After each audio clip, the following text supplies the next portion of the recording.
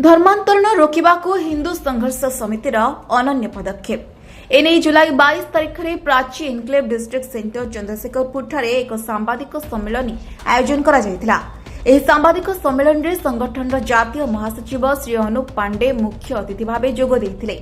एही अवसर रे हिंदू संघर्ष समिति ओडिशार नूतन राज्य कमिटी घोषणा करा जायतिला। श्री पपुन साहू राज्य सभापति जरिया रे कार्यक्रम आयोजन होइतिला, ଯେଉଁଥିରେ ନବନିଯୁକ୍ତ ପଦାଧିକାରୀ ରାଜ୍ୟ ସଚିବ ଶ୍ରୀ ସଂଗ୍ରାମ ପାତ୍ର, ନୟାଗଡ଼ ଜିଲ୍ଲା ସଭାପତି ଶ୍ରୀ ପ୍ରତୀକ ପ୍ରିୟଦର୍ଶୀ ଏବଂ ସଦସ୍ୟ ବୃନ୍ଦଙ୍କ ମଧ୍ୟରେ ସାନୁ ପୁରଦାର, ଶ୍ୱେତା ସଲୋନି ମହାନ୍ତି, ଶ୍ରୁତି ମିଶ୍ର, କନକଲତା ଜେନା, ଆଦେଶା ପ୍ରିୟଦର୍ଶିନୀ ପାତ୍ର, ଜିତେନ୍ଦ୍ର କୁମାର ସାହୁ, ରତିକ ବିଶ୍ୱାସ, ଡି ପାପୁନ, ପ୍ରଦୀପ ପ୍ରଧାନ, କମଲଚନ୍ଦ୍ର ରାଉତ, शुभम परिजा, प्रभात कुमार सामल प्रमुख सामिल होइतिले। ଏହି ଅବସରରେ ଶ୍ରୀ ପପୁନ ସାହୁ କହିଥିଲେ, ଓଡ଼ିଶାରେ ଖ୍ରୀଷ୍ଟିଆନ ମିଶନାରୀ ମାନଙ୍କ ଦ୍ୱାରା ବ୍ୟାପକ ଭାବରେ ଧର୍ମାନ୍ତରଣ କାର୍ଯ୍ୟକଳାପ ଚାଲିଛି। ଏହାକୁ ରୋକିବାକୁ ହିଁ ହିନ୍ଦୁ ସଂଘର୍ଷ ସମିତିର ମୁଖ୍ୟ ଉଦ୍ଦେଶ୍ୟ। ଯେଉଁମାନେ ସନାତନ ଧର୍ମକୁ ବଦନାମ କରୁଛନ୍ତି ସେମାନେ ନିଶ୍ଚିତ ଭାବରେ ଭାରତର ଆତ୍ମା ସହ ବିଶ୍ୱାସଘାତ କରୁଛନ୍ତି। ସେ ଆହୁରି କହିଥିଲେ ଯେ ଆସନ୍ତା 1 ମାସ ମଧ୍ୟରେ ଓଡ଼ିଶାର ପ୍ରତ୍ୟେକ ଗ୍ରାମ୍ୟ ସ୍ତର ପର୍ଯ୍ୟନ୍ତ ହିନ୍ଦୁ ସଂଘର୍ଷ ସମିତିର ସଂଗଠନ ଗଠନ କରାଯିବ। ଯିଏ ହିନ୍ଦୁ ସ୍ୱାର୍ଥର କଥା କହିବେ से ही प्रकृत राष्ट्रभक्त। देशर जनसंख्यार संतुलन परिवर्तन करी अस्थिरता सृष्टि करिवार जेकोसी प्रयास को कौनसी परिस्थिति सह्य करा जिवो नाही। एही देश भगवान राम और श्रीकृष्णकर आरब संस्कृतिर नुहे। समस्त नवनियुक्त पदाधिकारी को अभिनंदन जणाई श्री पांडे कहते जे नूतन कमिटी तृणमूल स्तर में संगठन को आहरी सुदृढ़ करिवो एवं हिंदू एकता और संस्कृतिर संरक्षण पई कार्य करिवो।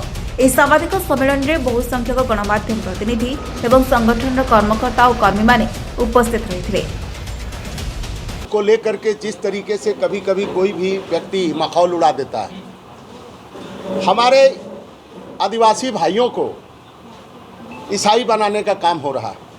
हिंदू भाइयों को भी तोड़ फोड़ करके जाति में विभक्त करके उनको बरगला करके विदेशी ताकतें, जिहादी ताकतें जो भारत का इस्लामीकरण करना चाहती हैं उसे रोकना, एक संगठन स्ट्रांग बना करके, मजबूत बना करके भारत के संविधान के तहत लोकतांत्रिक प्रक्रिया से धरना प्रदर्शन आंदोलन करना, उस सरकार को आगाह करना।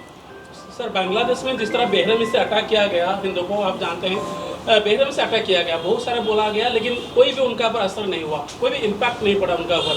सर, आपको क्या ये प्रतीत हो रहा है तो ये आंदोलन करने के बाद उनका पर कोई असर आएगा, कोई इम्पैक्ट पड़ेगा? बिल्कुल, हम लोगों ने प्रदर्शन किया। जब बांग्लादेश में हिंदुओं के ऊपर अत्याचार हुआ तो हिंदू संघर्ष समिति ने बहुत आंदोलन चलाया। हम लोग बंगाल में, पश्चिम बंगाल में प्रोटेस्ट किए, हम लोग दिल्ली में प्रोटेस्ट किए, हम लोगों ने सरकार को किया। हम लोगों ने मानवाधिकार, जो इंटरनेशनल मानवाधिकार है, उसमें भी कोई हिंदुओं पर जिस तरीके से अत्याचार हो रहा है, हिंदुओं को पेड़ में बांध करके मारने के बाद उन्हें कुचल करके पत्थरों से कूट के मारा गया। दीपू दास था वो लड़का, उसके बाद पेड़ में लगा करके बांध के उसको जला दिया गया। जिस तरीके से भारत के अंदर जो कट्टर इस्लाम, जो मौलवी और मौलाना जो नौजवानों को दे रहे हैं कि वो तलवार से गर्दन काट देते हैं, पहले गोली भी मारते हैं फिर गर्दन भी काटते हैं, ऐसी सैकड़ों घटनाएं इस देश के अंदर हो रही हैं। राजस्थान में हुई, कन्हैया कुमार को जो दर्जी था किस तरीके से बेरहमी से मारा गया। लखनऊ में तिवारी को मारा गया, पहले गोली मारी गई, इसके बाद उसकी गर्दन काटी गई। और सबसे बुरा तब लगा, देखिएगा बहुत मानवीय घटना बता रहा हूँ लखनऊ की, जब अखबार वालों ने वो गर्दन काटने वाले जिहादियों से पूछा कि तुमने कमलेश तिवारी की गर्दन तो काटी है, कमलेश तिवारी तो मर गए हैं, क्या तुम्हारे किए पे पछतावा हो रहा है? तो उसने बोला कि नहीं, मुझे अपने किए पे पछतावा नहीं हो रहा है, मुझे खुशी हो रही है कि मैं अल्लाह का काम कर रहा हूँ। क्या अल्लाह यही मांगता है किसी की गर्दन काट दो? जो मुस्लिम नहीं बनेगा उसकी गर्दन काट दो। कश्मीर के अंदर जो हमारे पूरे देश से पर्यटक गए थे, माँ बहन बेटी गए थे, उनको सिर्फ पूछा गया कलमा आता है, उन्होंने बोला नहीं, गर्दन काट दो, गोली मार दो। 22 लोगों को बेरहमी से मार दिया गया। तो भारत को इस्लाम बनाने के लिए खिलजी, गजनी, गोरी, ये तमाम जो मुग़ल आक्रांता आए बहुत प्रयास किए। सारे हमारे धर्म स्थलों को तोड़ा, काशी तोड़ा, अयोध्या तोड़ा, मथुरा तोड़ा, जगह जगह तोड़ फोड़ किया और उस पर मस्जिद खड़ा कर दिया। और इसके बाद वो चले गए, फिर अंग्रेज आ गए, फिर हम लोग आज़ाद हो गए। 1947 में देश आज़ाद हो गया।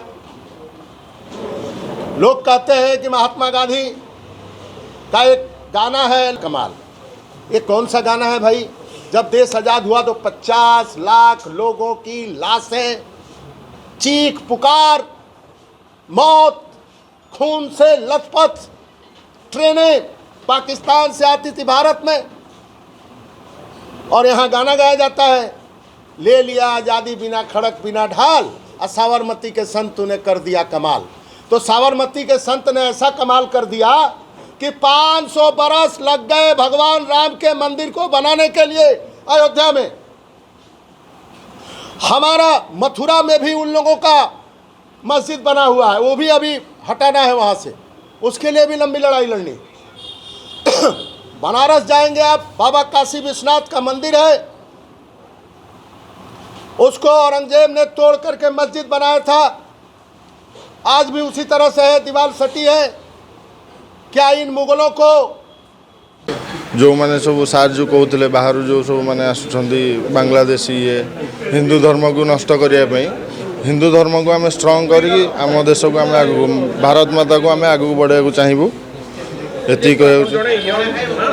यंग हिसाब से केते आपण रहइबो चैलेंज काहे ना एटा जो रहू एटा बहुत पुरा ये न रही जे तो आपण जने युवक यंग हिसाब से आपको केते चैलेंज रही 100% रखिया पे मु चाहिबी, जेमिति हेले भी हिंदू राष्ट्र को बहुत आगू न आगू मो ये रू चाहिबी।